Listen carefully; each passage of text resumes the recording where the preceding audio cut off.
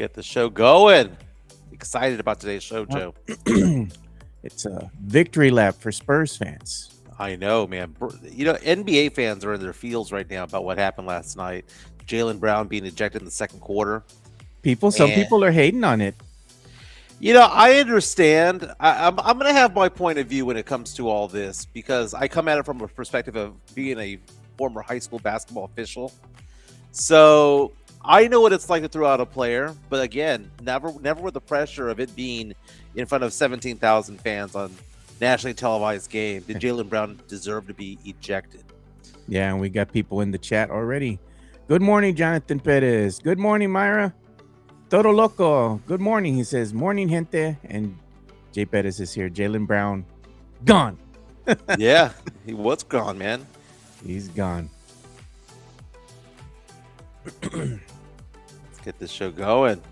Gonna tweet out there that we're starting. I already hit the like button already, man. Help a brother out. Hit the like button. Yeah. If y'all are in here, hit the like button, man. We appreciate it. And Greg says, what's up, boys? Trying Twitch. There you go, Greg. Make sure you subscribe to the channel.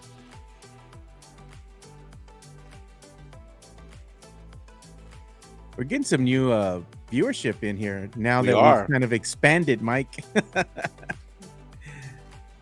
We're on a lot of platforms now, man. So hopefully that'll help. Yeah, our numbers on YouTube have been really nice. Dare I say they're in the building nice. Yeah, they are. I'm just tweeting out that the show is starting. No.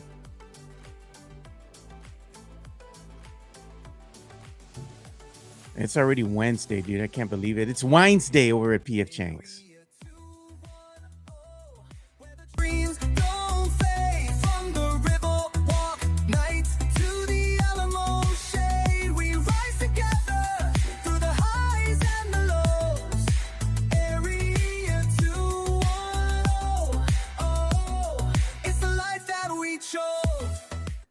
We're rising together on a Victory Wednesday. My name is Mike Jimenez. That's Joe Garcia. And this is the Area 210 podcast powered by PF Chang's La Cantera and Hard Rock Cafe San Antonio. We're excited for today's show because the Spurs got another big victory. Undefeated in this homestand at the Frost Bank Center. Spurs defeating the Boston Celtics, who have the second best record in the Eastern Conference last night. But now without a little bit of controversy because Celtics star Jaylen Brown, ejected towards the end of the second quarter. He was having a good game, and it's now making national news as to whether or not he deserved to be ejected. We're going to take a deep dive into this because I see ESPN talking about it right now on First Take and Get Up this morning, and they're showing the wrong angle as to what happened. Joe, it's like the JFK assassination video. There's a Zapruder film. I've been looking at this frame by frame by frame. Was it a foul? And if it was a foul, why did he get so upset? I mean, Wemby just earlier in the game got shellacked on the face and did nothing about it. He hit the ground, but he didn't get all angry about it. Jaylen Brown being ejected in the second quarter was big news because Jaylen Brown, again, is an MVP candidate himself, just like Wemby. And I understand the argument of you want the stars to play, but did Jaylen Brown go too far? And did the right person throw him out of the game, or should it have been the crew chief? We'll get into that. Victor Wembanyama had a huge game last night, 39 points, a tighter career high with the most three-pointers ever made in a game with 8. Very nice game. His MVP resume is getting better and better by the day. We'll talk about that. Yeah. Bam Adebayo goes off for 83 points last night, and Kobe fans are pissed. They're trying to just crap all over that 83-point performance. I know he went to the free throw line more than 40 times yesterday. Are you gonna do it, Mike? Kobe. Oh, dude, I know you have some choice words, but we're not going to say it on the show. I already know how you feel. They make it sound like he broke Kobe's record. Kobe had the second most points scored in an NBA game behind Wilt Chamberlain's 100 from back in the day. So it wasn't Kobe's record. I guess you could say Kobe had the modern record, but it's not an actual record. But a lot of people like Robert Horry getting all pissed off about that. We'll talk about that as well. And we'll get into some pop culture along the way as well. Did you hear the latest on Dakota Rain Prescott? That's exactly where I was going. You know, the rumors are swirling that he was a cochino, and that's why He did not get married. They called off the wedding. Okay. It wasn't the bachelor Cochino. bachelorette party. Although I found it interesting. Somebody asked the question on social media, what happens to all the hundreds of people who booked trips to Italy to go to the wedding? Because it's 4 weeks out. Does he come out and say, I'm going to pay for it all? Hey, my bad. No. What, do you He'd just be go like, no, he just said basically, you know what happened with the wedding? It's gone. Go home. Go home. Go home. Yeah. On your dime. And it's not like the movie Coming to America where it's like, the wedding will proceed in 30 days. You all can leave now. Have a good night. It had nothing to do with that. But we'll get into some Dak Prescott news along the way. But let's talk about the Spurs victory last night. Spurs have now won 4 straight at home, 5 overall, 16 of the last 17 games. Still trail the Oklahoma City Thunder by 2 games in the loss column of the Western Conference. Big game last night on national TV on the Peacock Network. And in the second quarter, Jaylen Brown, the star of the Boston Celtics, the MVP candidate, gets thrown out. The ref told him, "Pa fuera." Yeah, go outside. Go outside. And Keldon Johnson mimicking what was going on right there. Beautiful move right there. Gone. Courtesy of Peacock Network and FanDuel. He said gone. Jaylen Brown was surprised by it all. Joe Mazzulla was surprised. And, let's talk about the buildup to all of this. The buildup to all of this is Steph Castle. What did Steph Castle do to Cade Cunningham about 3 weeks ago? Cade Cunningham lost his mind and did what? Outright pushed and shoved Castle to the ground, right? Yeah. Did Castle react? No. But he got under his skin because he guards him 94 feet. And Jaylen Brown was being guarded by who last night? By Steph Castle. And I think Castle got under his skin to the point where there was that no call. It pissed him off. Now, was it actually a foul? Joe, if you can go onto my Twitter account, I posted video from a different angle because everyone on ESPN is showing the angle from Stephon Castle's point of view, right? Going from midcourt to the sideline. But if you look at this angle right here, it looks as though it's a push. He didn't really do anything. It looks as though that's a foul that did not get called, right? That's a flop, bro. Go on to my page, Joe. I have the other angle. I have the sideline angle on my Twitter account because it shows exactly what happened with this play. Now, was it a foul? In the strict rule of it all, it was. But there are fouls on every single play that don't get called. Was this a foul worth calling? No. And the answer is that if you look at that at the other angle, you would think it's the same thing. He barely touched him and he flopped. And then he goes out of bounds. Why did he fall over? Did he fall over because of the push, or did he fall over? He flopped. Look at the right foot. He flopped. Tippy toe. He was trying to stay in bounds. No, absolutely not. He flopped, man. He got touched and he's like, "Oh, I'm gonna throw myself out of bounds." He lost control because he was trying to stay in bounds. And I'm not saying that's a foul. I'm saying that I guess by the strictest letter of the law it is. But then again, everyone would foul out if you called every single play. I wouldn't have called this. Why was he out of control? He was trying to stay in bounds. And look at that right foot. That right foot was on a tippy toe. You're not going to have any momentum, movement going on. Any touch that you get with a tippy toe is going to be dramatic. I'm not saying that he sold the foul or anything like that.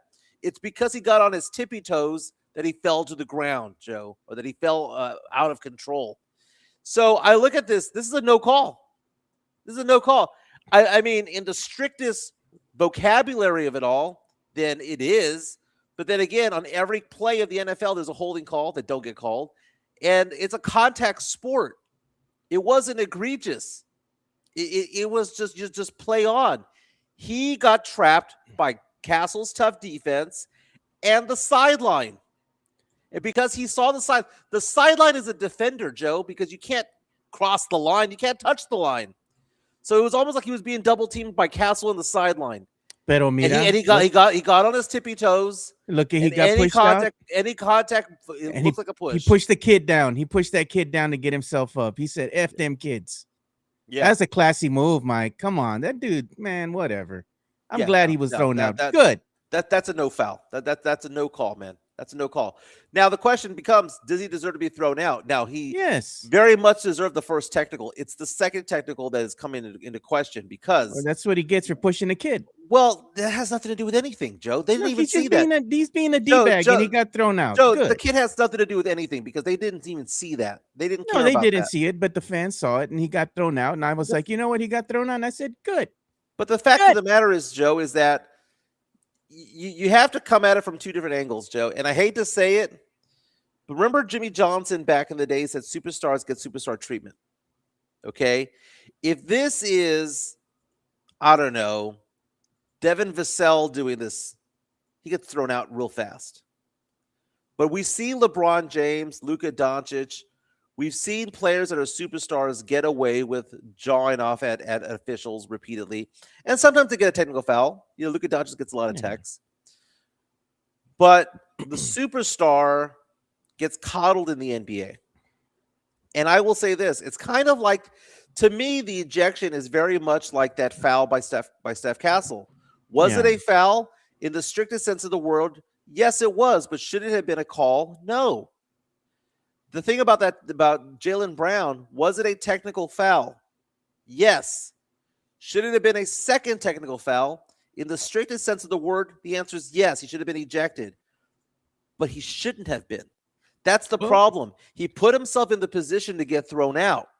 Every ref is different. Every ref in this league is different. The same ref that went ahead and ejected Jaylen Brown is the same one that ejected Coach Pop years earlier. Well, basically for jawing at him. The thing is, Joe, is that usually, and this is the argument that is being made about it all, usually the official who is being yelled at is the one that calls the technical foul. Usually the official who is being going after is the one that calls the second technical foul. So the first one was called by the person who he was jawing after, right? Makes sense, right? He was going after the crew chief. He went after the crew chief. The crew chief did nothing. Did nothing. It was the other official who was not even remotely involved that threw Jaylen Brown out. And that's where you get into the politics of officiating, Joe. I'm trying to see if I can show the video of him getting okay, all mad. So he's getting all mad, right? Complaining, looking around. I'm going to whine. I'm going to throw my hands up. I'm going to use my words. Pa fuera. Okay, but Joe, you're talking as a Spurs fan. I'm talking as an official because I have had 14 years of experience officiating basketball games, high level. I know it's high school. It's different than NBA. We're looking at the entire play. Okay, so it was a no call. It was a no call. No calls happen, right? Gets up and whines about it. He loses his mind. He loses his mind. He's getting mad. Who is he going after? He's going after the crew chief. Oh, well, actually, that was the official who called it incorrectly, whatever. Technical foul, right? Keep playing it. Zapruder film style. Now he goes to the crew chief. Crew chief does nothing about it. When the crew chief does nothing about it, that should be it. But now where does the technical foul come from? It comes from the sideline from the official who had nothing to do with the play. So, can that official throw a player out, throw a technical foul? Yes, but it wasn't his place to do so. And that is the argument in favor of Jaylen Brown. Because you're talking about Jaylen Brown, but nobody made him act that way. He did no. I understand that. He put himself in the position. I get that. But there's two officials that he's talking to. He's talking to the official that he's pissed at, and he's talking to number 41, who's the crew chief. The crew chief, the officials don't all have equal power in a game. Yeah. Number 41 is the boss of the game. Whenever you get a referee assignment, you're assigned either to be the referee or the umpire, right? And on the totem pole, the referee is in charge.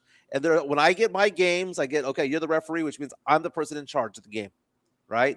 If I'm the umpire, then I'm actually the assistant to the referee. And there's two umpires in these games. Umpire 2 is also the one that is also the least responsibility. So, Joe, the point I'm trying to make, Joe, is that he went after the umpire who he believes missed the call. Got a T. That's fine. That T was deserved. Then he goes and gets pissed off at the crew chief. When the crew chief did nothing, that should tell the signal to the other officials of let him burn out. He's pissed off, let him burn out. It'll go over in a couple seconds, right? He doubles back at the first official who did what? Nothing. Right? And then you have umpire 2 on the other side of the court who he had not gone after and said one word to be the one throwing him out. That is the problem, Joe. That's the inconsistency of the officiating. I'm not saying that Steph Castle had an egregious foul. Maybe it was a foul. Maybe it wasn't. Who cares? There are calls that are made, some that are missed, whatever. Jaylen Brown did deserve a technical foul? Yes, he did. Did he double back? Yes, he did. But the official who threw him out was the official not involved. And because the official that was not involved made that call, it makes it look bad, Joe. To the NBA players, it makes it look bad. Just regardless of whether or not Jaylen Brown lost his mind, regardless of whether or not he lost his temper or whatever the case, or he doubled back and all that stuff. I get all that. Had the official, the umpire who made the first tee, teed him up a second time, makes perfect sense. When he goes to 41, the crew chief, and says the most experienced official there, and gets pissed off about it, the crew chief does nothing. But if the crew chief had thrown him out, makes perfect sense. Young dude on the other side of the court is the one who makes the call. Wasn't even involved. That is the problem, Joe. So it's kind of like, was it a foul on Steph Castle? Yes, maybe. No. Okay, no call it, whatever. Either way, it could have gone either way, right? Yeah. Technical foul, deserved. Second technical foul, deserved also, but should have been called by either the umpire who made the original no call or the crew chief. The other guy making the call is why Jaylen Brown lost his shit. $1. But look how Jaylen Brown looked over, like playing from the beginning, from him going all the way over to all the way over where he's going, that one viewpoint that we have where he goes from losing his mind, getting the first technical foul, and then getting thrown out. You could tell that he looks over to the side going, what is this guy even doing? He's not even involved in the play. This is the one that we had that he's saying, what are you doing? What's going on? He went after that official. That official's like, no, get out of here, bro. Get your unibrow looking ass out of here. Get off my court. It's a bad look for the NBA, Joe. It's a bad look for the NBA. But at the same time, he doesn't have to go out there and be aggressive and act stupid like that. If you're that important to your team, stay on the court. What did you say? The best ability is availability. Joe, but there's also, you need to have protocol when it comes to being an official. He just can't keep his emotions in check. Joe, it's the politics of it all. It's the optics of it all. Nobody make him go out there and scream and yell and complain. Who cares? After he didn't get his no call. Who cares if you didn't get the call? It happens every game, Joe. But who cares? You didn't get the call. Play. Don't be like Luka and whine and cry. I need to get a foul call. He pushed me. Who cares? Go on. Keep playing. Joe, I'm just saying that it's a bad thing for the officials to do that. Okay? If it was the umpire that made the no call, or if it was a crew chief who made the decision, then fine. You just live with it. But when you have an official who's literally in the third row, basically, making that call, wasn't his place to be. Yeah. And that's not a popular statement, Joe. Not a popular statement. Because should he have kept control? I mean, look at Wemby earlier in the game. Wemby got hit in the nose, right? Was down on the ground for like 2 minutes, right? Was bleeding and stuff like that. Did he lose his mind? No, he didn't. That was a no call as well, right? So it's not excusing Jaylen Brown's actions, right? Yeah. Because he deserved a technical foul, and he may very well deserve the second technical foul. It's just when you look at it from a perspective of the politics involved in sports, whether you like it or not, it has to be done a certain way, and it wasn't done the right way, and it wasn't called by the right person to make the call. That's the problem. And that's why Spurs fans who say that he deserves to be thrown out have a legitimate argument. That's why Celtics fans or NBA fans who think that Jaylen Brown should not have been thrown out by that guy have a legitimate argument too. That's the point I'm trying to make, Joe. Yeah, well, it's a long point. It went on for quite some time. We didn't even get to the super chat, Mike. We got to go back and look for the super chat so they can buy us our $1.99. Our $1.99 what taco? Here we go, Tony. Sorry about that. Let's show it on here. Money talk. And the sound effect is back. Here comes the money. He says ESPN trading council like Lou Dort, Jaylen Brown, a damn baby. Yeah, that's funny. For the William Van Beckham on our chat, powered by PF Chang's like that, says to get mad over a 50-50 call is wild. And that's true. Like, so there's so many different angles to this topic here, because there's like, well, who threw out, who did he deserve to be ejected? Was the right person who made the final decision the right person to make the decision? But beyond all that, why did he get so pissed? It's a no call. No calls happen all the time. It wasn't the fourth quarter. There wasn't 3 or 4 minutes to go in the fourth quarter and it was a 4-point game. It was a 4-point game in the second quarter. And at the time, Jaylen Brown had, 8 points and 7 assists? He was having a good game so far. But he got mad. Why did he get mad, Joe? That's the reason why Steph Castle needs to be looked at for first team or second team All-NBA defense. Because he gets under your skin. And it's one thing that is just looks so interesting as a Spurs fan. We talk about how Wemby is so great defensively, how Wemby is going to be a defensive player of the year if he gets to that 65-game threshold. But Castle's the one on the perimeter who pisses Cade Cunningham off. Yeah. Who pisses off Jaylen Brown. He's not pissing off these second and third tier guards. He's not pissing off Aaron Gordon. He's not pissing off, a Austin Reeves. He's pissing off Luka Doncic. He's pissing off Cade. He's pissing off Shai Gilgeous-Alexander. He's pissing off MVP candidates. And for that, and so when people ask the question, why did he lose his mind? He lost his mind because he's so pissed off that Castle's playing him so rough for 94 minutes. And Castle's defense, by the way, he grabs, man. He's got some bone in him. This is funny, dude. This was all Spurs fans when Jaylen Brown got tossed. Oh, my God, man. But you know what impressed me more? The hell with that damn, call, whatever, when I was impressed with El Wembeyazo last night. What was more impressive to you? Wait. We got all caps coming in from a new name. To Nelson, 3. Welcome to the Area 2-0 podcast. All caps. So he's pissed. Says he got pissed because he got pushed directly in front of the ref and thrown out by a guy completely away from it all. The second part is true. He got thrown out by somebody completely away from it all. That is true. As TLC said back in the 90s, Joe, that is what? Actual and factual, right? But did he get pushed? Yeah, but guess what? It's a contact sport.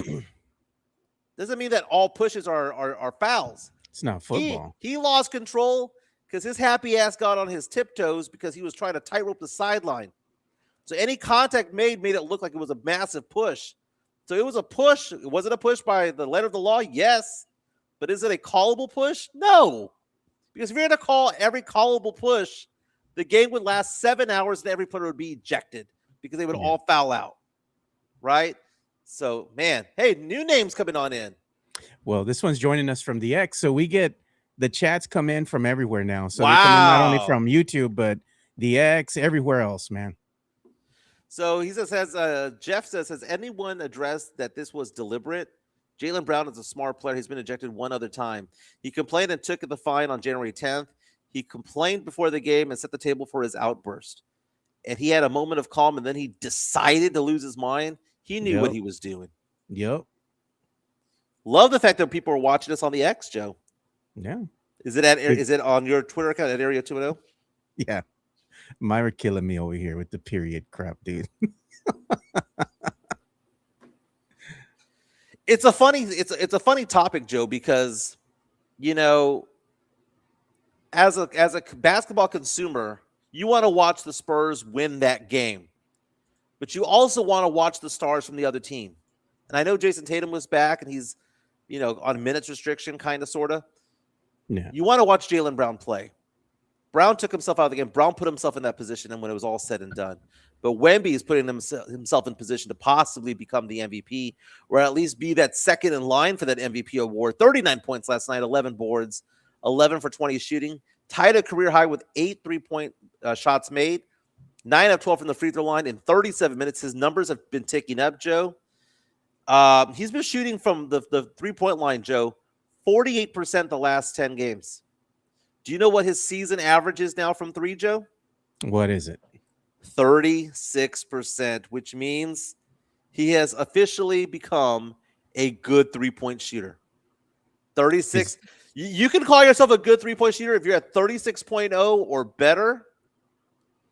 And he is for the season at exactly 36.0, now averaging 24.2 points for the season. But here's the last 4 games, Joe.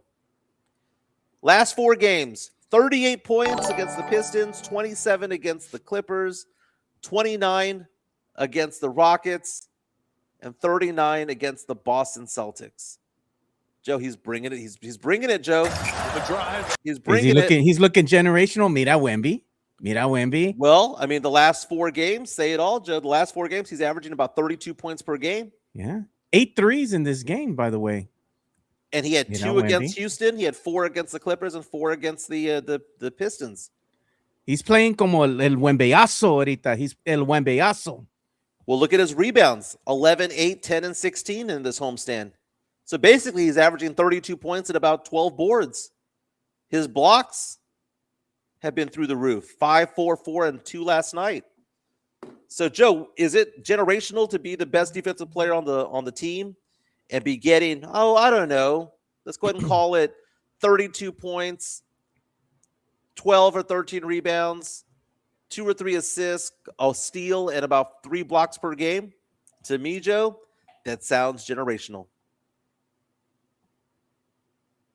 He's looking good. I'm just saying, Wemby's been playing at a high clip as of late, dude. You like to see it if you're a Spurs fan because, again, if you're seeing where he started, right, the beginning of the season, and we're all critical of Wemby. Well, why does he take so many threes? He's not making his threes, and he needs to play more inside the paint. And there was a lot of little things that were going on, little miscues with Wemby early on. But now this version of Wemby that's played all these games and has stayed pretty healthy here has looked really good.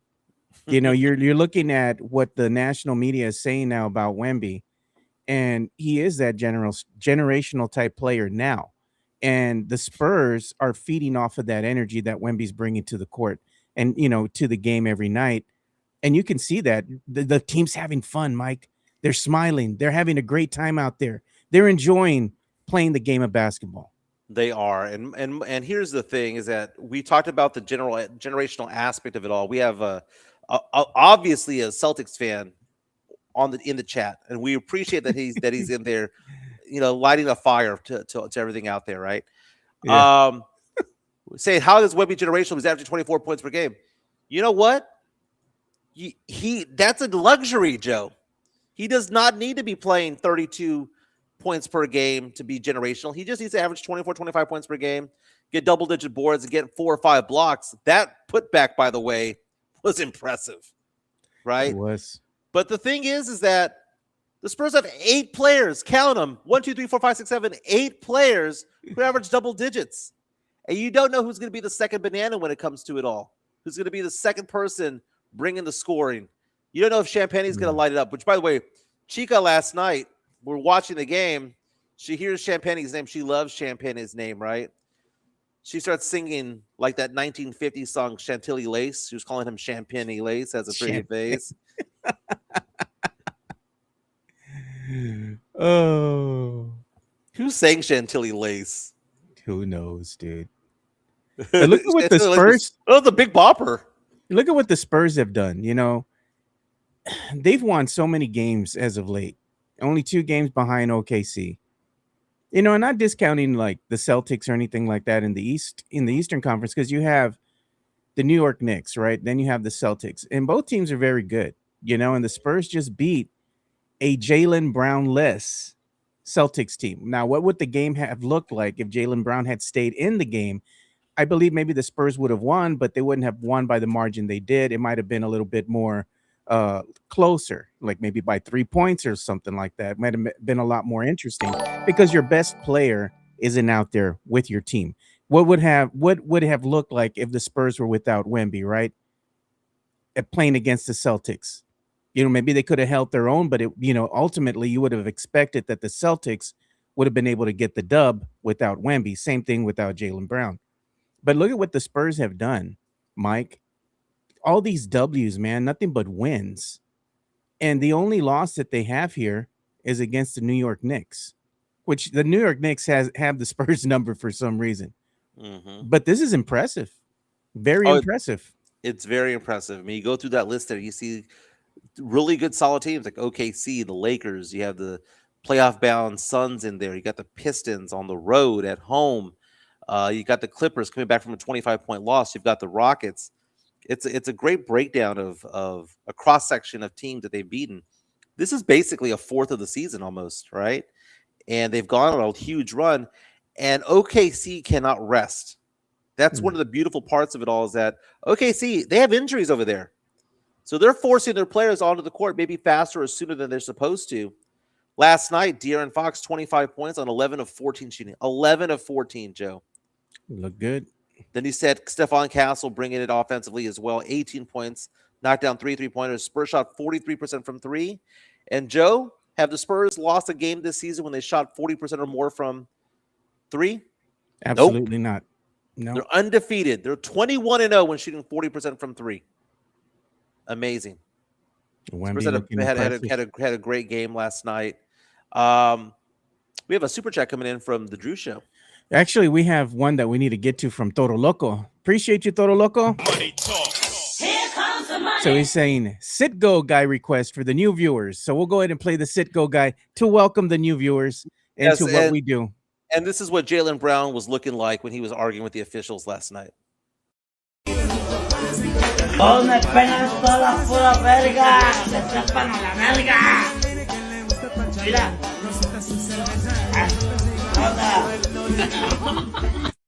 Jaylen Brown, as he was being escorted away by security. What would he have done if security was not there? Was he really going to go after the official? I doubt it. Oh, man. He's hold me back. All the guys that always say that, hold me back. I say, let him go. He ain't going to do nothing. As soon as you let him go, they don't do nothing, dude. They just pound their chest. That is my favorite scene from Dazed and Confused. Yeah. When that guy was tired of being bullied. I think it was Jason Schwartzman was the guy. Yeah. And he was tired of being bullied. And he was like, you know what I'm going to do at this party out in the woods? I'm going to punch him in the face. And then everyone's going to get in the way and prevent a fight from happening. He goes over there and punches him in the face. And then everyone just creates a circle around them. And he gets pummeled. And he's trying to save face at the end. He's like, it was worth it. I got a shot in. God. We got another incoming super chat from the Drew Show. Thank you, Drew. Money talks. Here comes the money. Drew Show says, stop with the social media term generational. It means nothing, says nothing, is nothing. Propagated by engaged social media zombies. Drew Show, the official bank and credit union of the Area 210 podcast. He's talking about the culture vultures. Okay, well, first of all, I like the term generational. You know why? Because there are stars and there are superstars. And we got a superstar. Can we use that term? Because to me, who are the generational players in the NBA right now? SGA? Yeah, I mean, he's an MVP. Jokic, Giannis, Wemby. And that's basically about it. I don't even consider Luka Doncic to be generational. I don't. Cooper Flagg isn't. You know, there might be 4 players in the NBA who get that status. And that basically means that one every 4 or 5 years comes out of the draft that has that type of status, right? But the Spurs go off and get the big win last night. Up next is the Denver Nuggets. The Nuggets coming on into town. We talked about this going into this 6-game homestand. We're like, hey, we got the Pistons, we got the Rockets, we've got the Celtics. 5-1 maybe is a great homestand. They're 4-0 so far. And dare I say, the last 2 games are against a wounded Denver Nuggets team who is not as deep as they have been in prior years. And then you've got Charlotte, who was hot for a good while there in February, early parts of March, but has lost the last 2 games. The Spurs might go 6-0 in this homestand, Joe. Watch him go Look through at the him. gauntlet, lose to Charlotte, Joe. We can't have that Right. happen. God, man, I'm gonna be at that game too, Mike, on Saturday. Be there with Jen and Alex and Greg. Probably Michelle's gonna go. Sean Quintero's wife. We're gonna be there to witness, hopefully, a Spurs victory. I don't want to see him win to the Charlotte Hornets. Alex is gonna be telling me, Joe, what's going on with the Spurs, Joe? I was like, I don't know, man. But you know what? Hornets won last night, by the way. The Hornets beat the Portland Trailblazers on the road to get to 33-33. So they're a respectable team. Let's see what Conca-Nipple did last night. 5 3-pointers, 4 3-pointers last night for Conca-Nipple.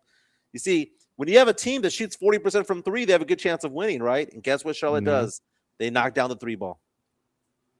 You're looking now at the breakdown of last night's game. Spurs were led by Victor Wembanyama with 39 points, 11 rebounds, and 3 assists, 2 blocks, and a steal. Fox had 25 points, Castle 18 points. Harper playing against his brother, Ron Harper Jr. had a career high last night for the Boston Celtics. But our Harper, Dylan Harper, with 9 points. Devin Vassell with 14. Speaking of Harper, by the way, his dad, Ron Harper Sr., was talking about how proud he was last night to watch his sons play against each other, and how it's kind of it was just an adrenaline rush for him. So very congratulations to Ron Harper, 5-time NBA champion. Ron Harper.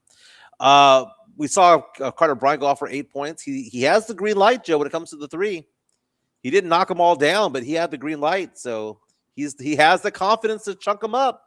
So we shall see what he does. And we saw Mason Plumlee make his debut for the Spurs last 49 seconds of the game. You know, it's funny, man. I'm watching the game, right? And I'm kind of chatting with Myra as we're watching the game, right? Because it's near the end of the game. And we laugh because we do this thing, right? Where everybody gets in unison, right, Mike, at the end of the games. Because we know, oh, man, they're going to bring out the drum. They're going to bring out the drum song. What you're telling her. You're going to do the clap. You're going to be clapping. It's funny to me because you're clapping, doing the drum thing, right? Everybody goes, you know, in your living room, you're standing up in your living room. You're doing this and you're laughing at yourself. And the drum was kind of like, it's like, what is this? And then as you know, you got to give things a chance. It's kind of grown on me and everybody loves it. And they look forward to it. You know, you look forward to doing the drum at the end of the game. And it was cool to see that they gave the honors to Mason Plumlee, because I had to do a double take at the screen. Because I'm looking, I'm like, is that Mason Plumlee? They finally put the brother in the I was like, wait a minute, am I seeing this right? Am I seeing a Mason Plumlee sighting? And sure enough, I did see that. And then they gave him the drum, you know, the little thing, the baton or whatever to beat the drum as they go ahead and bring him out. I'm gonna go ahead and show the video. I thought that was funny. He did pretty good, Mike, for his first outing, you know. Look how that smile on his face. This is a guy who's been in the league for like 15 years. Look and he's just having fun out there, banging the drum. Look at Wemby was impressed. He said, Mira, Plumlee, mira. He's having fun with it, man. Look at him. He's over there laughing and everything. I wonder if they have a backup bass drum. What if that one breaks? I'm sure they got another one somewhere, Mike. They've got somebody from Guitar Center on standby. Look at it. He's having fun with it, and they're all laughing at him. This team has some good camaraderie, dude, and that right there is what you need. That'll take you far into the playoffs. Having that camaraderie, enjoying each other's company, having fun out there. You know, you're not out there and you hate the guy that's on the court with you. You know, you can tell everybody genuinely likes to be in each other's company. That's great. And that leads me to a question that was asked on our chat, powered by PF Chang's La Cantera, by Mikey Mendez, saying, Joe, how much faith do you have in this team now? And I think that, you know, you were a skeptic early on for right reasons, right? But the one thing that we didn't factor in here was how well this team gets along and the camaraderie and the culture that Wemby is bringing to this team. And I hate to say it, Joe, we're not going to say his name, but I think number 10 being gone upped it to another level. Mira, el Plumlee. So, Joe, tell me about the faith you have in this team now, Joe. I think I have some faith in them. I'm just, like I said, what I'm going to do, I'm just going to enjoy the ride.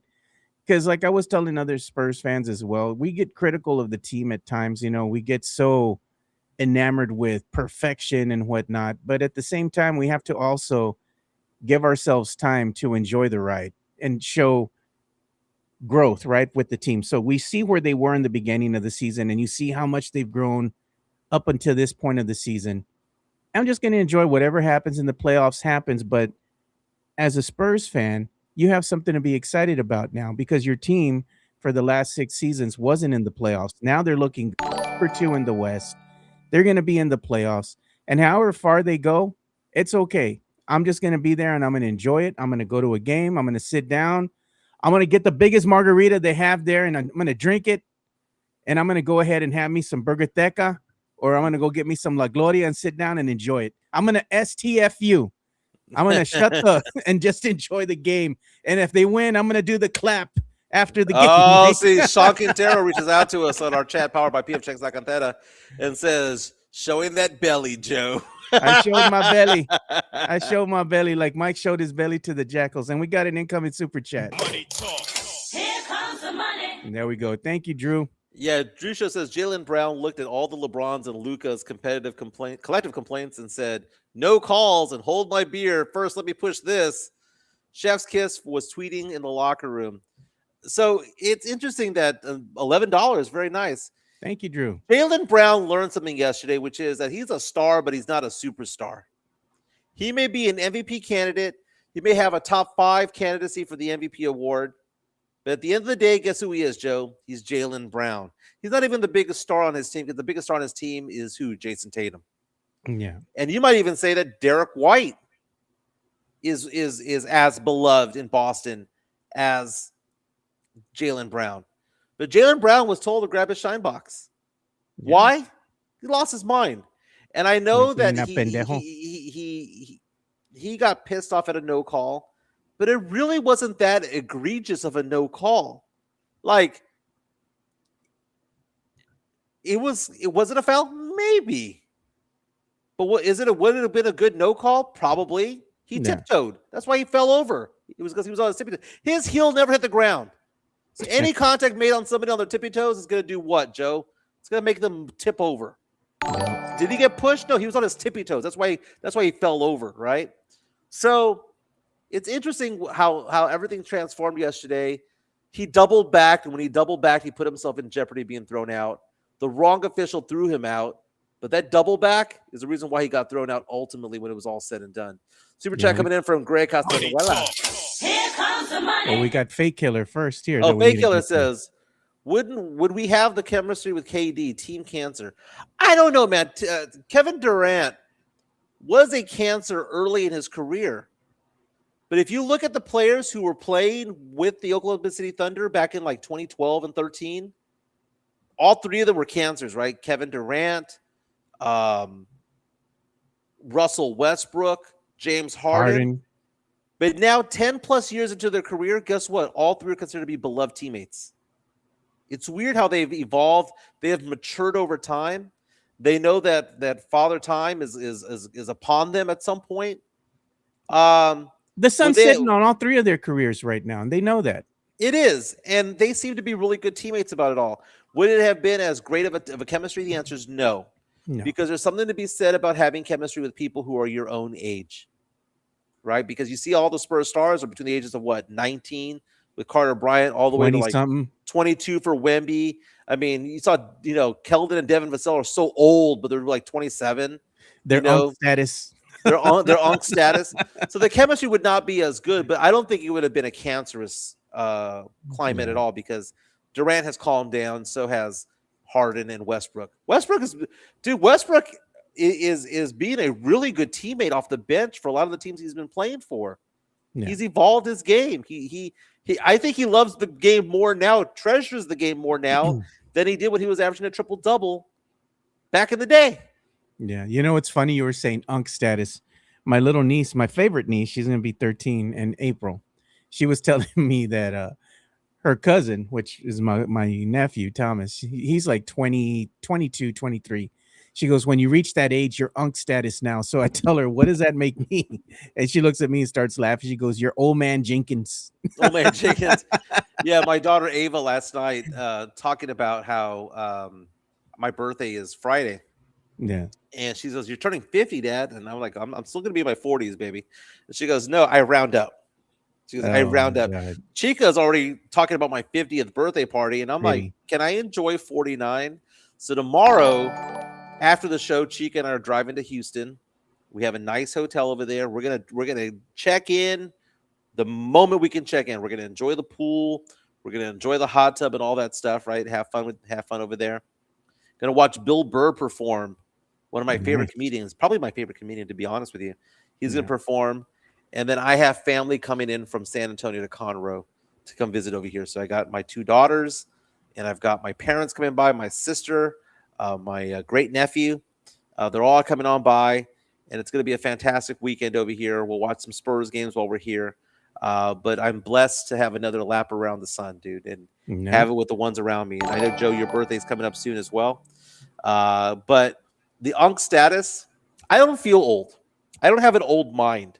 And I think that's part of getting older that's interesting is that, as Chica tells me, I've lost 25 pounds the last 2 years, and I've lost 13 pounds this year, irrespective of the fact that I have a Diet Coke right here. I feel better. We got some super chats we got to get to because we're getting backlogged Money here. talk. No problem. Here comes the money. And this one's from Greg. He says, if we win, he goes, we pass the first round post podcast. Yeah, that's a good question. That's a very good question, Joe, because I think that we have gotten so much traction over the last month or so, especially with the number of viewers that we're getting, and now that we're on all these various platforms, I can see it. Maybe we should partner up with Matt Lerma, dude, and do like a live stream, but still make it Twitter Spaces, because we can still pump the audio in there. Yeah, I can see that, but do something. Just do something. Do something. Yeah, and we got another incoming super chat. Money talk. Here comes the money. And this is from Eddie the Great. Thank you, Eddie. It says, calling it now. Número 6 for the sucias. And we got another incoming chat. $5 Money talk. from the Drew Show. Thank you, Drew. It says, later, I'm lowering my IQ reading the responses to all the typing about your trolls. I mean, fans. It's mid-month and they blew through the government check already. Damn, Drew. Please, Hammer, don't hurt him. Oh, Drew's killing me, man. And we got another incoming super chat from Shankitero. Money talk. Here comes the money. Yo, $20 one. Very nice. Big money, big money. I don't know if you meant to say $1.99, but hit that 9 one extra time. But it says, Grito for Drew. Appreciate you, bro. So Yeah, both of you guys Grito. continue to be the bank of Area 210 podcast. Let's give him the old man. You know what? Give him the dog one. The dog Grito. The We haven't dog seen that one in a while. Let's do that one.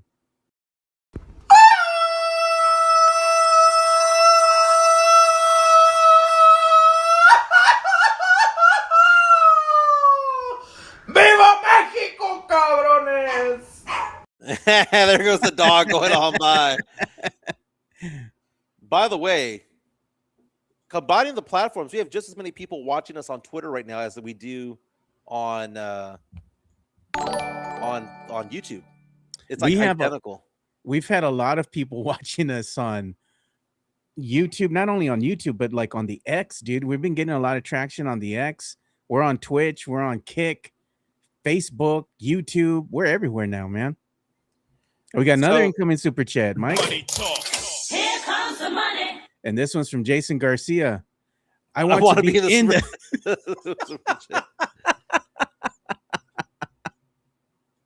Very nice. Oh. I love the ATMs that we have here. Very nice. Hey, we have some comments coming in on Facebook. Look at that, Joe. We're on Facebook too. Telling you, bro. We're everywhere. Twitch, we're on Kick. Damon Victoria reaches out to us and says Jaylen Brown should not have been thrown out. He says, I think we still win if Jaylen Brown had still been in the game. Spurs played pretty good and shot well. Don't think he should have been thrown out, rather. So look at Myra. She says, Joe finally listened to me. Yes, Myra, I listened to you. Now we're on all these platforms. Thank you. Very nice, Joe.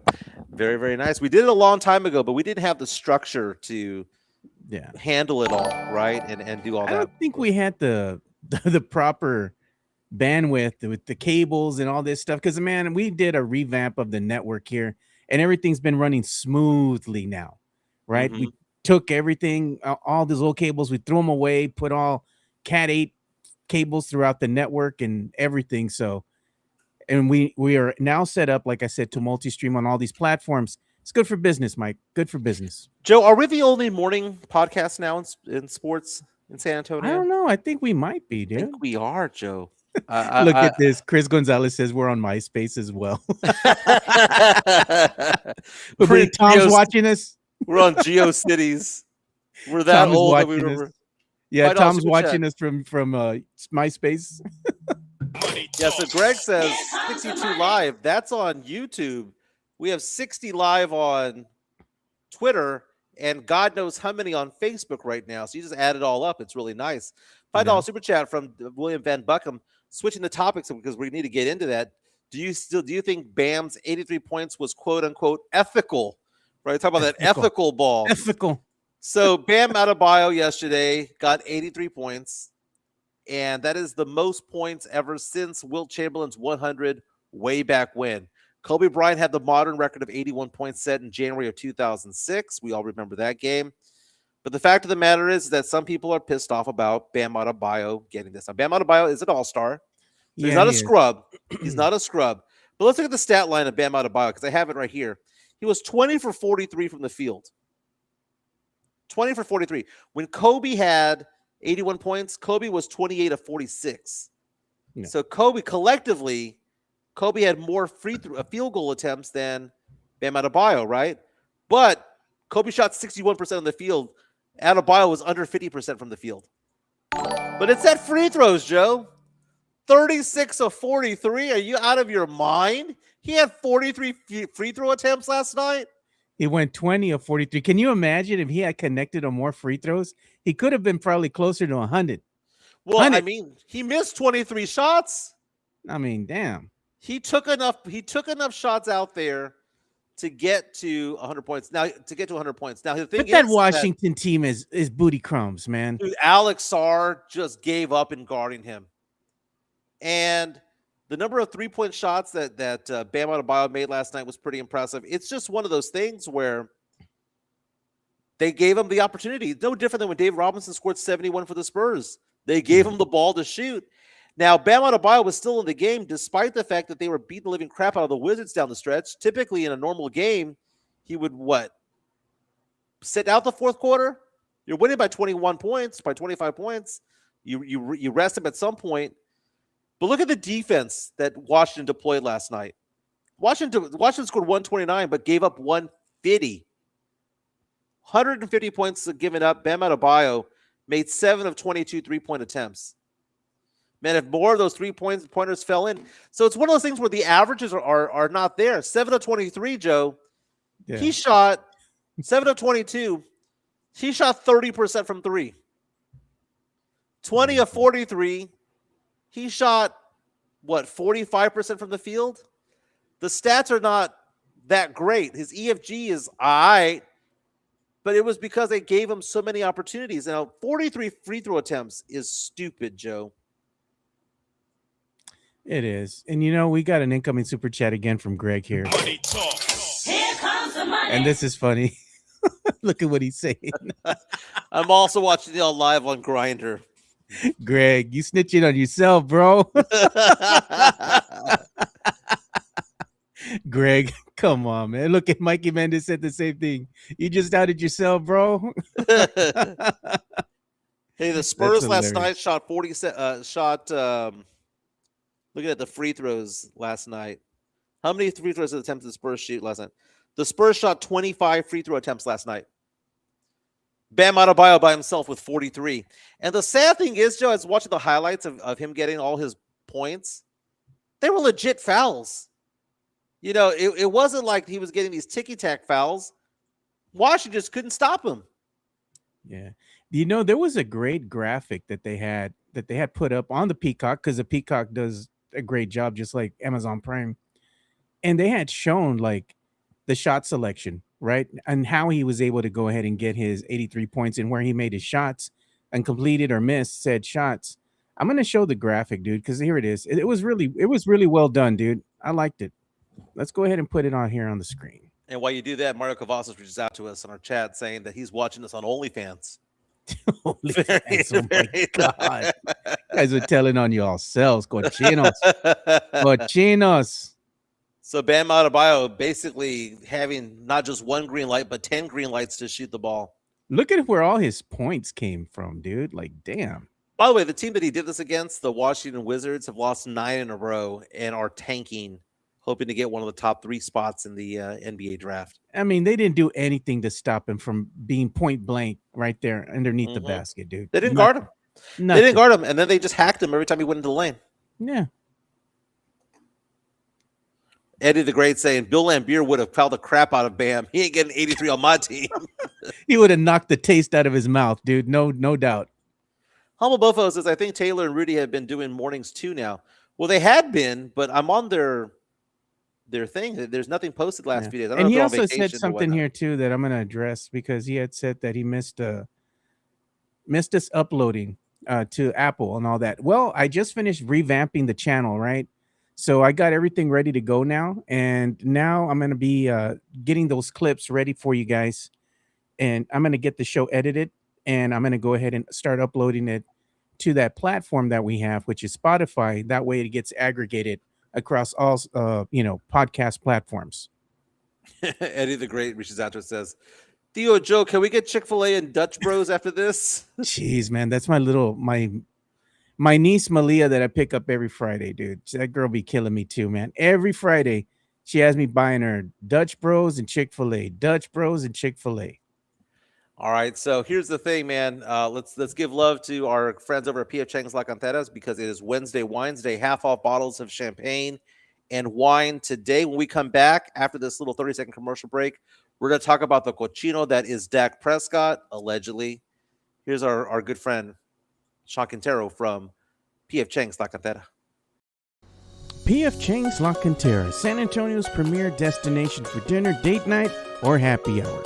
Enjoy one of their signature dishes, such as the Singapore street noodles, sesame chicken, or Chang's spicy chicken, or their infamous Chang's chicken lettuce wraps, which are delicious, by the way. You can enjoy all this while you're dining in an Asian-inspired atmosphere, and make sure to enjoy the new outdoor patio and try some of PF Chang's signature cocktails and drinks during happy hour, Monday through Friday from 3 to 6 p.m. PF Chang's La Cantera is a proud sponsor of the Area 210 podcast. And it's Wednesday Wines Day, half all bottles of champagne and wine today. Go check them out. Some very nice Asian cuisine over there. PF Chang's also has the $8.99 cocktail collection. Try the lychee martini, try the lemon drop martini. If you want to get a little buzz going on, you can also do the Long Island iced tea. That usually gets me going. But again, half off bottles of wine and champagne today, Wednesday, all day, every day. And don't forget, you can do carry out as well. They have parking spots at the very front of the mall. Or as Joe says, if you're going to hang out at the mall, just valet. Don't park with the peasants. Valet and get yourself into PF Chang's either on the way in or the way out, right? It's a great place to be. So, Joe, Dak Prescott is not getting married. And you know what's funny? Chica is not a big sports fan when it comes to football. Doesn't care, but she got all into the whole Dak Prescott story. Joe, according to the Daily Mail, they have a headline that says the humiliating real reason Dak Prescott's fiance couldn't go through with the wedding and the quarterback's dirty secret that she could no longer stomach, Joe. This is somebody who has been with her for now 2 kids. They have like a 2-year-old and a 10-month-old. They were supposed to get married in Italy, but they call off their wedding just a week before or a couple of weeks before the actual wedding was supposed to take place. Joe, what did you hear, Joe? Well, I'm looking for it right now so I can put this up here on the screen. I have it here on my timeline. Well, I heard that what happened is that she pretty much caught Dak being a cochino. He was caught being a cochino, and she said, you know what, gave him his shine box and said, you know what, we're done. She probably had enough of him cheating. It's rumored that he's been cheating on her, ongoing issues of infidelity and whatnot, you know. But I mean, he's a cowboy. He's the quarterback. QB1 for the Dallas Cowboys. Comes with the A certain calling card, Mike. Well, according to page 6, which I believe is associated with the New York Post, says that Dak Prescott and Sarah Jane Ramos, the wedding was called off over ongoing infidelity issues. Apparently, he was in people's DMs, and he may have had a burner account or may have had a secret account that his fiance was not aware of, and he got cochino. Yeah. And because of that, they got divorced. So she also got on the Instagram and said that it had nothing to do with the prenuptial agreement, that had not been an issue. There were media outlets that were suggesting that Emmanuel Acho, formerly of FS1, was also talking about that in his podcast, saying it had to have been with the prenup. And Sarah Jane Ramos says that's not the deal, that there was never a prenup issue. But now Dak Prescott's going to have to live life away from his kids because he couldn't keep his pecker in his pants. Look at this, Allegedly. Mike. This is coming from your sister. Money talk. Here comes the money. Says, getting my hair highlights and the hairstylist is singing, here comes the money, the money. Send a grito for JoJo's Beauty Salon. Well, we have All it, right. the old man grito, the OG. OG. Grito. We'll go ahead and play that one for her.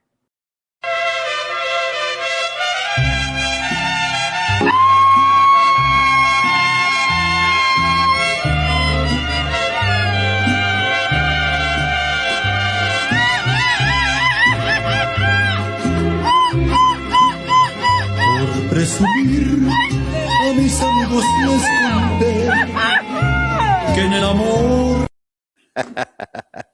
The best, the best.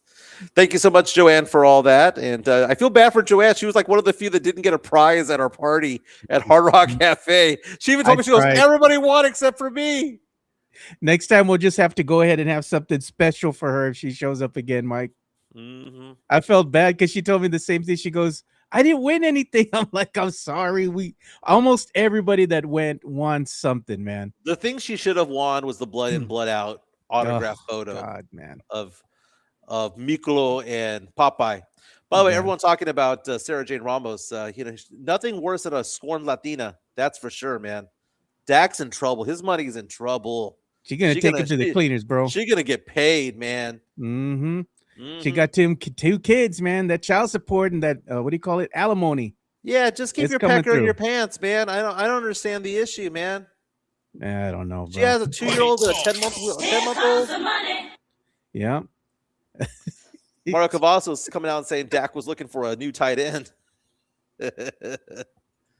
Well, it sounds like Dak is not a quarterback. He's more of a wide receiver, if you know what I mean. No. Mm-hmm. Won't. You know what? You know what I do need, Mike? This is getting on my nerves now. We need a new USB audio interface, man. And I've been looking at these already. So with the super chat money, that's probably what we're going to buy this month, man. We need a new USB audio interface. And I got my eye on a Mackie. That way we won't get those disconnects anymore. I'm tired of that. Don't say Mackie, because that meant something else back in the day when we were growing up in San Antonio. That was sad. No, I'm just saying that's the name of the Focus Ride. There are people in the chat right now who know what I'm talking about. I'm not going to get into it too much. God. But remember that, Joe? That was the insult back in the day growing up. That was the special needs school that Northside ISD had. Oh, my. Remember? Bro. That's the first thing that came to mind. I'm not saying that I use that phraseology. I had a special needs kid back in the day myself. But I'm tallying up all the super chats, Joe. Are we going to get to $100 of super chats? I don't know. We probably will. That just today's show alone paid for the new USB audio interface we're going to buy. I'll probably order it over the weekend. It'll probably be here Saturday or so. So we'll address the audio issue, the disconnects that keep happening. It's the drivers for the Focusrite 2i4 I've had this one. It's a Gen 1. I've had it forever. It's worked great, Mike, but with all the Windows updates and everything, the drivers aren't what they used to be, man. It's time to retire this sucker. Yeah, we have $79 in super chat today. Can we get to 100? We shall see. We've got 20 minutes to figure that out. Chris Gonzalez is asking the question, what is her name? Well, I'm going to phrase that. What are Dak's kids to his household? Gone. Yeah. We make it sound like she lost out on all this. The person who lost out was Dak. Because not only did Dak lose his girl, he lost his 2 kids, a 2-year-old and a 10-month-old. Dak is a douche. F that guy. F that guy. He screwed his life over royally right now. Not only is he out his girl, he's out his kids, he's out his money. He's probably going to lose his house too. All because he can't keep his pecker in his pants. Yeah. What a freaking moron, dude. What a freaking moron. She looked like, I mean, she all right to look at, Mike. She ain't bad to look at. Nope, but you know what? You can't be looking at that anymore. He's gonna be cutting a big She gonna ass be check. gone. She gonna be gone. Big ass check to go after some IG models. Oh my Come God, on, Greg! man. No, don't do that to me, bro. He says next is your new iPhone. No, man, don't do that. Don't do that. Everybody wants me to get an iPhone because they say my green bubbles are ghetto. They are ghetto, dude. Yeah. can't even edit the things I send you because it's Oh my God, you suck. Hey, NFL news is kind of interesting. The Baltimore Ravens backed out of a trade for Max Crosby. Max Crosby was supposed to be traded from Baltimore, from the Raiders to the Baltimore Ravens in exchange for 2 first-round draft picks. And then all these players switched teams with free agency. Money had been spent, trades had happened and occurred. And then the Ravens backed out at the last minute because he failed a physical. Now, this is the guy that everyone knew he was going to be hurt, that he was hurt, he was having surgery and whatnot. He got out of surgery over a week ago. The doctor saw him, the medical staff for the Ravens, and we're like, nah, man, that ain't it, dude. We want our draft picks back. We're not going to consummate this relationship. And meantime, I believe it's Trey Hendrickson, the Bengals, going over to the Ravens now instead. Great news, because now, what do the Raiders do? Do the Raiders can Max Crosby literally go back to the Raiders, knowing that the Raiders didn't want him in the first place? And the Raiders aren't going to be able to get rid of him for 2 first-rounders anymore. If another team has already scoped this guy out, how are they going to get 2 first-rounders for him? yeah, it'd be hard, dude. Wow. What a big old mess. And, of course, it involves the Raiders, man. Of course the Raiders are trying to trade somebody who was not going to pass a physical. I blame them. Yeah, Eddie the Great says Hendrickson is not a bad consolation prize. Now, the Ravens are there saying, hey, we wanted both. We wanted to have Hendrickson and Max Crosby, which would have been amazing. Now, apparently, Max Crosby is going to be available towards the latter part of the season. But do you give up 2 first-rounders for a player that might come back halfway through the year? I doubt it. But guess who was tied to the Max Crosby back in the fall, Joe? Oh, Cowboys. I remember that. Okay, There was rumors surrounding that. Cowboys sitting there with the 8 and 20 pick. Okay, so maybe it's not 2 first-rounders. Okay. Again, I'm looking at Dr. Chow right now from Pro Football Doc, coming out and saying that Max Crosby has a full recovery of a torn meniscus.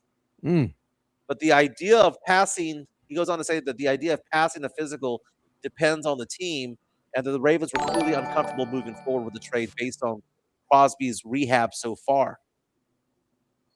Maybe the Ravens just wanted to get their picks back.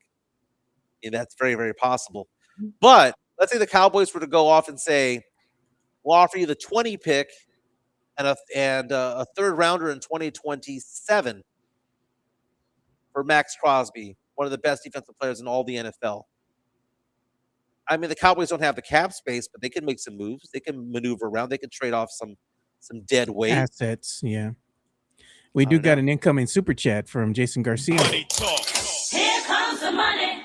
Yeah, so we were talking about Tariq Woolen of UTSA Yeah. Roadrunner, the first UTSA Roadrunner to win a Super Bowl ring. Got it this past February with the Seattle Seahawks. Says Woolen will be an Eagle. Who's getting his jersey? Did Tariq Woolen go over to the Eagles? You did? All they do is reload, man. He was one of the last remaining free agents that was a big name, right? Big signing. name. Yeah. And they went ahead and got him, dude. And they only got him, I believe he signed for 1 year with the Eagles, if I remember correct. 1 year, $15 million, man. To go from UTSA and the Alamo Dome to a $15 million deal is not bad. The city of brotherly love. Yeah, Greg is out here saying F the Eagles. Well, you know what? Rick Yeah, Woolen. dude. I'll make the prediction that Rick Woolen will pick off Dak Prescott at least once next year. They're going to play him twice. They're going to play him twice. I ain't an Eagles fan. Pinche lechuzas cagadas, dude. I don't care about him. But Joe, the NFL coming and going, it's so great right now because we have right now the NBA ramping up to the playoffs. The playoffs are going to begin in about 5 or 6 weeks. Yeah. Spurs are going to be in the playoffs. The magic number right now is 8, by the way, because actually, as of right now, Oh, Phoenix it's has 7 now. well, it's 8 because Phoenix actually has the tiebreaker over the Spurs because they beat the Spurs 2 games to 1. The Spurs do play them next week, and if the Spurs beat them, then it's like you get like double the points taken off, if you will, because then at that Yeah. point the Spurs would then have the season advantage. So it's 7 technically, or it's 7 in the standings, but really because of the tiebreaker, it's really 8. But if the Spurs beat them, it falls to 5. Yeah. So media chat line, by the way, is 830-391-9164. 830-391-9164. If you want to share a TikTok with us, a video with us, or whatever the case may be, reach out to us. Yeah. We have more than $80 now banked today in the super chat. Nice. And you know what? New equipment. If we need to make more money because we need to buy more equipment, you got to call Miguelito. Yeah, give me a call, 210-508-0369. 210-508-0369. For those of you who don't know, I don't just talk sports with Joe all day long, but I'm a financial advisor here in San Antonio and in all over South Texas, San Antonio, Conroe, Houston, Austin, Corpus Christi. I go all over the state for business. 210-508-0369. One of the things that we're talking about with my business partner, we were talking about defensive stocks. What are those stocks out there that do well when the market goes down? We're getting into conversations about that because the market's been a little bit shaky right now. It's been shaky because of what's going on in Iran, oil prices, and things like that. Do you have defensive stocks? Do you have defensive things that are going to make money more often than not when the market goes down? Again, if you don't learn from history, you're doomed to repeat it. And we look back at stocks that have done well in 2008 when the market tanked because of the housing crisis, 2021, 2022 because of COVID, and then after 9/11 as well.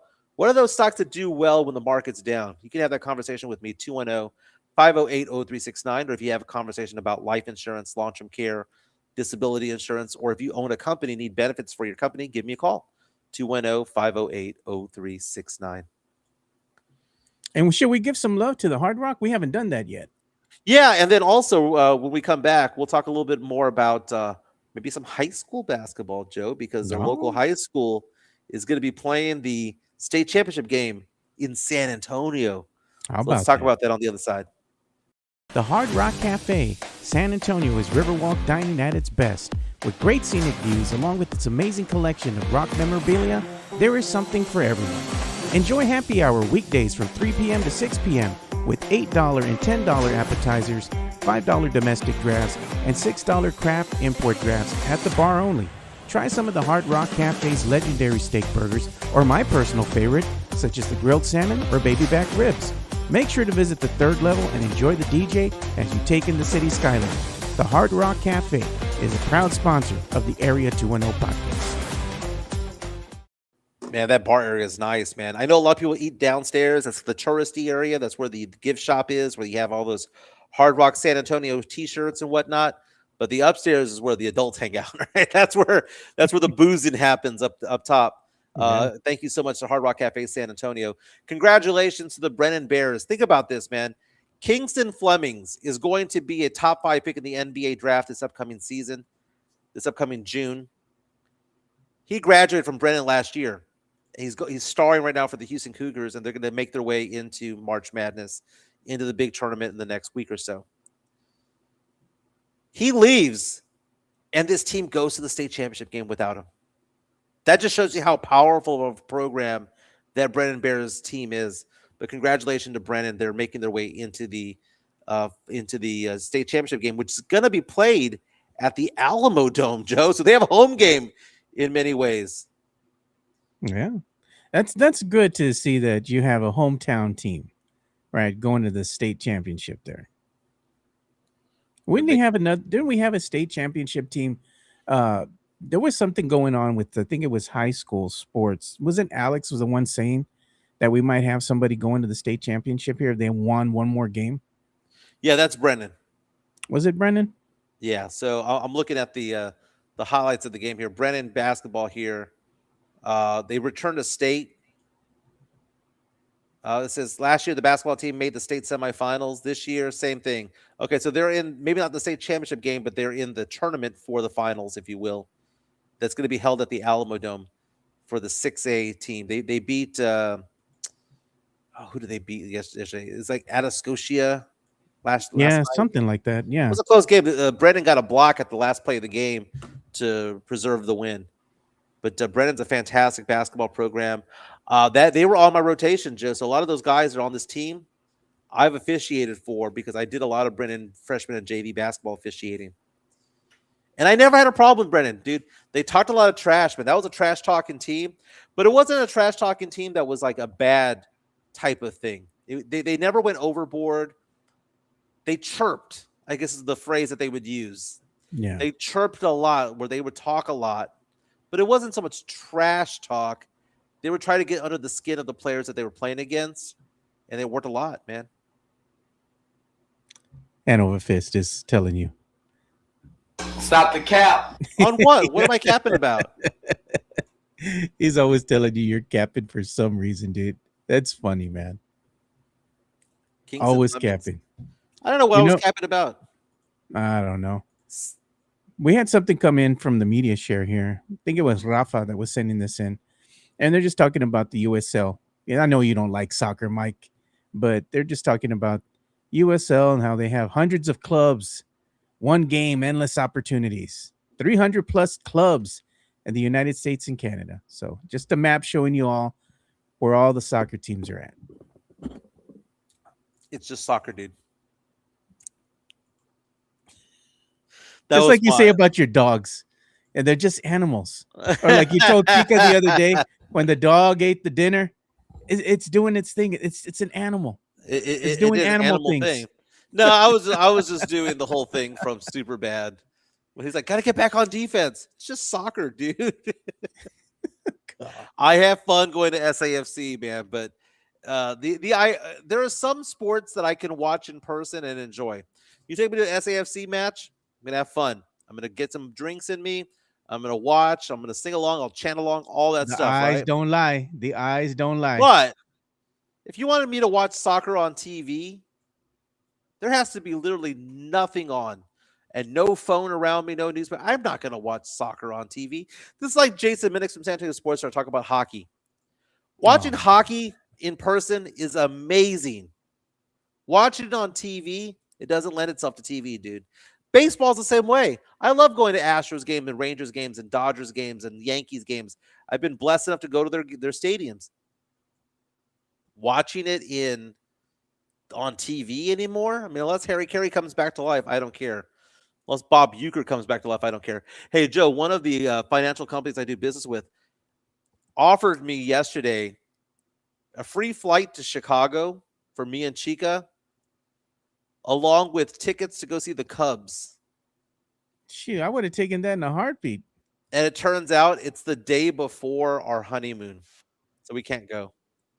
So I had this one company reaching out, trying to give me this whole all expense paid trip to learn education about this, that, and the other in the financial world. Yeah. And, I mean, if there's any proof that Joel, my business partner, and I are kind of badasses in the industry, is that we get those offers sometimes. But he was all excited. He was all, dude, we're going to Chicago, man. We're going to go watch the Cubs.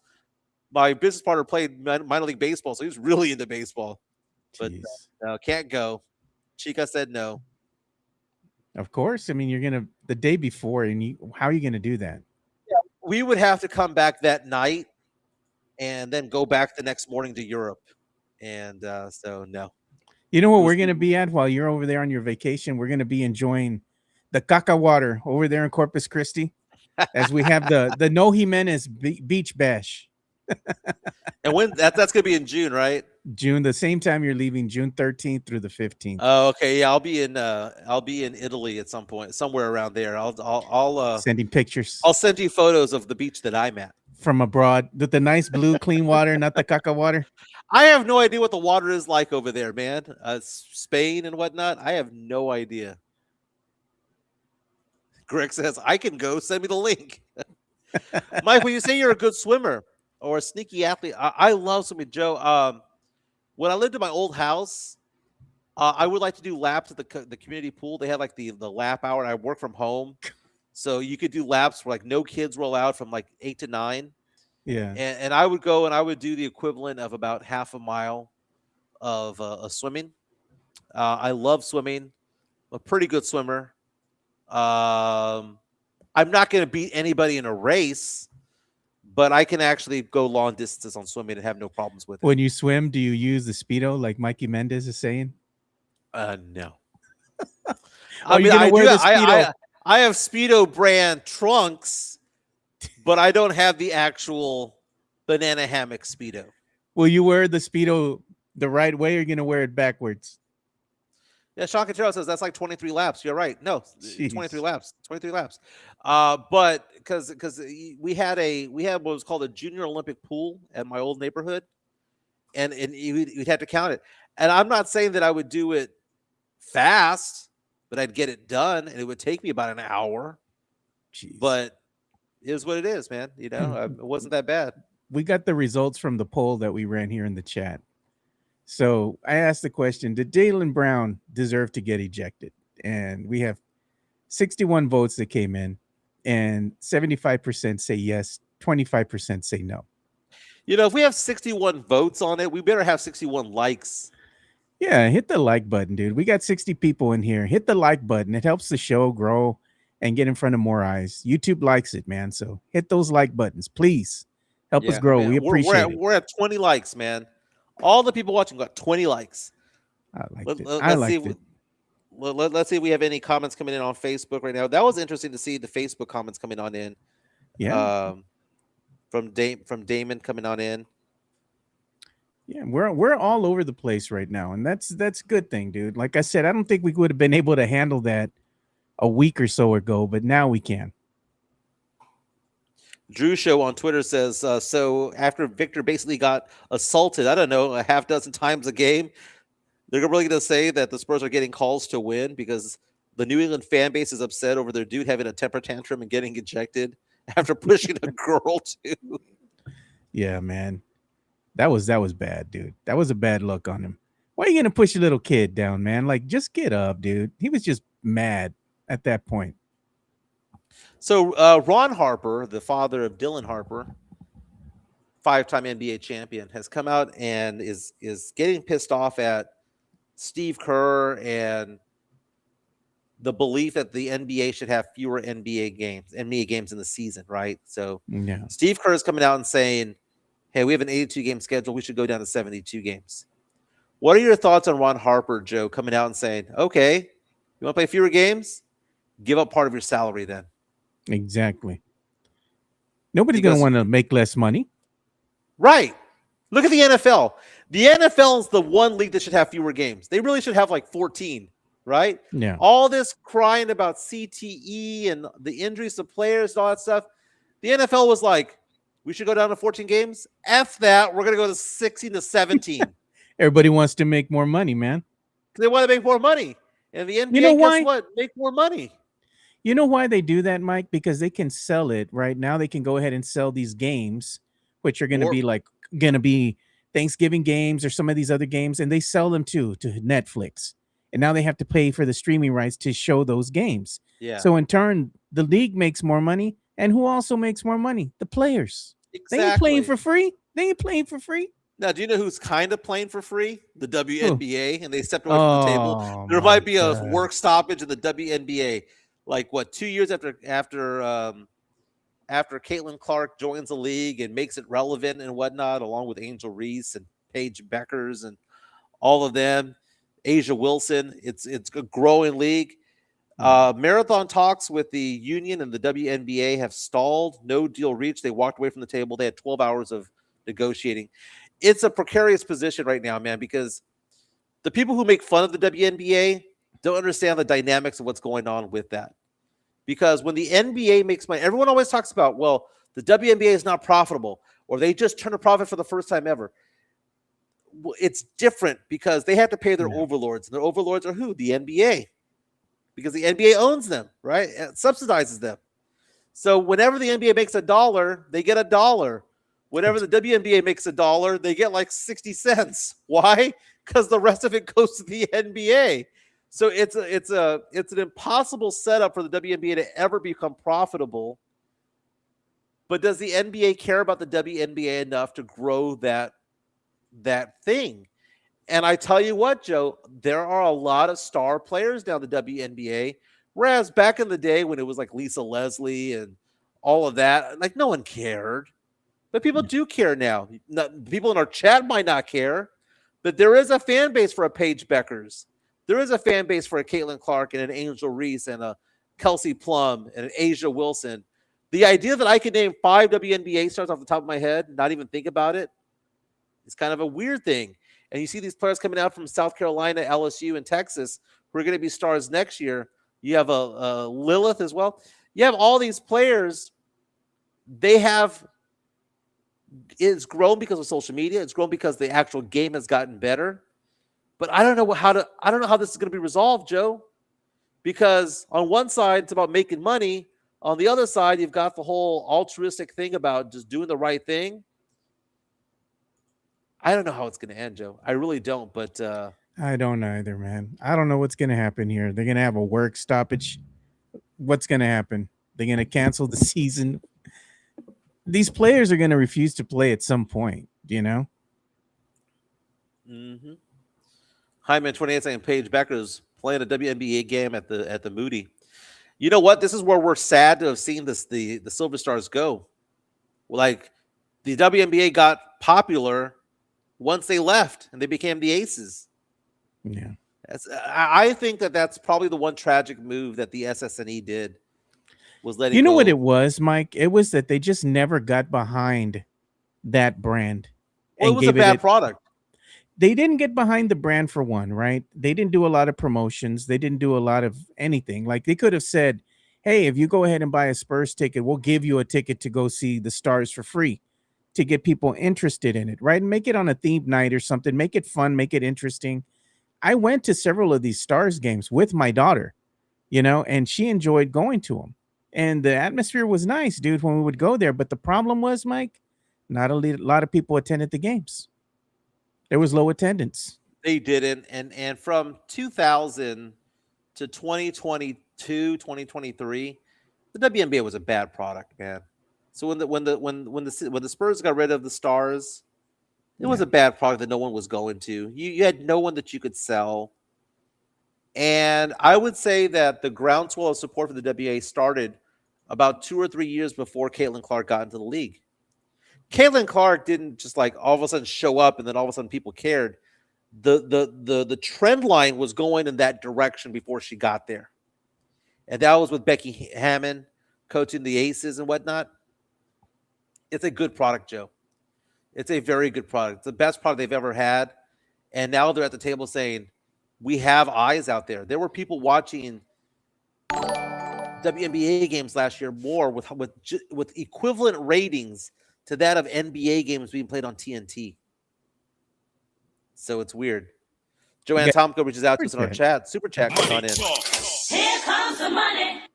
Says the WNBA needs more endorsement opportunities. And you know what? They're getting them, Joe. Look at TikTok. Look at Instagram. Thank you for the super chat, Joanne. They have stars. And I hate to say it because this makes me look like a complete jackass. And I've said this before, and I'll say it again. The fact that the new stars are attractive, are pretty young ladies, helps. You know, like Asia Wilson is one of the best. Is kind of like the Jokic of the NBA, WNBA, right? Yeah. But the idea that Paige Beckers is pretty makes her marketable. And I hate to say that that's needed. Would Kelsey Plum be as popular today if it wasn't for her looks? If she wasn't fine. If she wasn't fine. I mean, and look, say what you want about what about Cameron Brink from the LA Sparks or Angel Reese? Asia Wilson's not that is pretty decent looking. Sabrina Ionescu is a pretty girl, pretty young lady. I hate to say it, Joe, but that helps. It's kind of like music, Joe. Jeez, man. Okay, remember back in the day that one song by CNC Music Factory? It'll make you sweat, baby. Remember that song? It was at Spurs games back in the early to mid 90s. Dude, they lied about who that singer was. The dude was legit, but the woman was this 400-pound woman singing that song. And instead, they had this model do a Milli Vanilli type of thing. Why? Because she had the sound, but she didn't have the look. And it is a double standard. Everyone. It is a double standard because Nikola Jokic is an ugly MFer, right? It's a double standard, right? But having looks, look at Dak Prescott. Dak Prescott would not be making $60 million if he was an ugly-looking dude. If he looked like Quincy Carter, he would not be making $60 million. God, dude. It's marketability. And it just so happens that the 10 biggest stars of the WNBA are easy on the eyes. It's everybody dance now. That's what Mexican Junior's saying.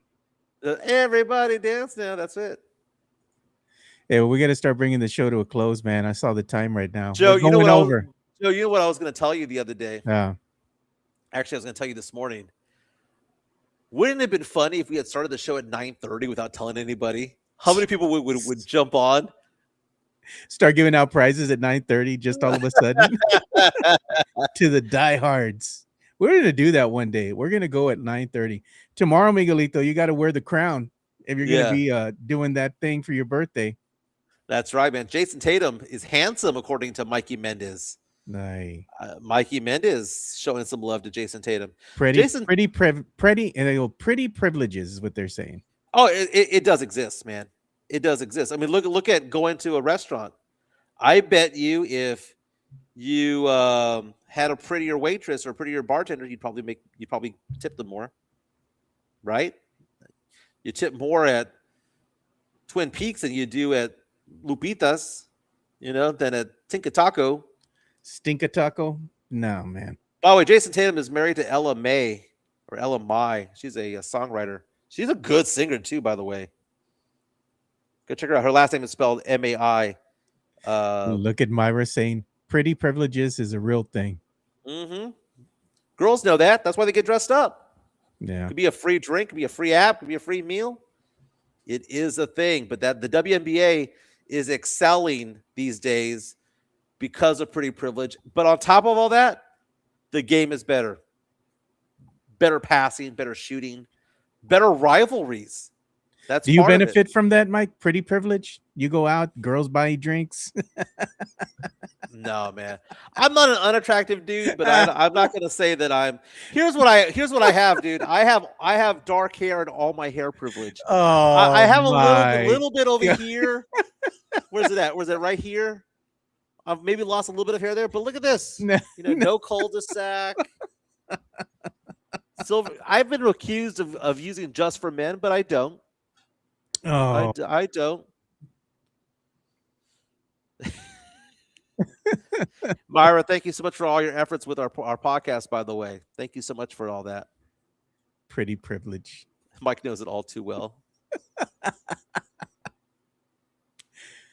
Maybe if you showed your belly on our live stream, we'd get more money. Put the jackal on your belly and show it to the world. No, that's what AI is for, man. So Spurs take on the Nuggets tomorrow night. It's a big game for the Spurs as they try to catch up to the Oklahoma City Thunder.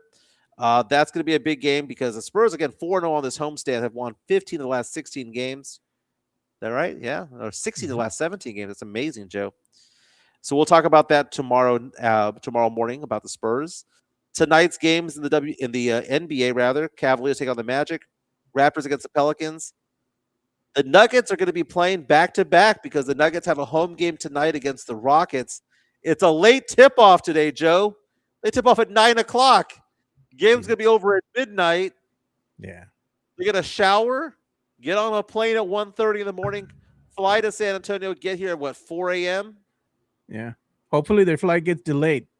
for a Spurs game at 8 p.m. Man, the Spurs better win by 80 tomorrow, man. They'll be tired. And you're going to say, good. Joy-Con my says God. Mike gets pretty privileged at the bottom. Thanks, man. They buy you drinks. But you know what? You better be careful because you might get roofie like you did way back when at polyesters. Sean saying Mike, if Mike was good looking, we'd get more super chats. Wow. Wow. Sean hidden below the belt today, man. I know, man. Jaylen Brown got himself in trouble, got thrown out of the game last night, and did he deserve to get thrown out? At the end of the day, I'm going to say he did, but he shouldn't have. At least not by the person who threw him out. 77% of the votes came in. 77% of the people say yes, he deserved to get thrown out. 23% say no. That was the crew chief's job, and he didn't do it. Because you know that after the game, the officials get together for a meeting or a consultation, or they talk to the NBA about it all. They're not going to say it out loud, but behind closed doors, you know that official is being reprimanded. Yeah, wasn't his call to make. Doesn't mean he didn't deserve it. Wasn't his call to make. Like, stay in your lane, sir. That play did not involve you. You're not the crew chief. Yeah, that's basically it. So, all right, man. Well, all right, we'll put the show to a halt. Thank you so much to those who have watched on Facebook, on Twitter, on YouTube, leaving all the comments. Man, we had almost $100 worth of super chats today. Yeah, on Kick, Twitch. Thank you again to Hard Rock Cafe San Antonio. And then again, PF Chang's La Cantera. Go visit Sean Quintero. Tell them the Area 210 podcast brought you there. Today is half off bottles of champagne and wine. It's called Wines Day over at PF Chang's La Cantera. Go say hi to Sean. Everyone have a fantastic day. And we will be back tomorrow. Go Spurs, go. Myra says end the show, Joe. All right, we'll see you boys tomorrow. Y'all have a good one. We're out. Peace.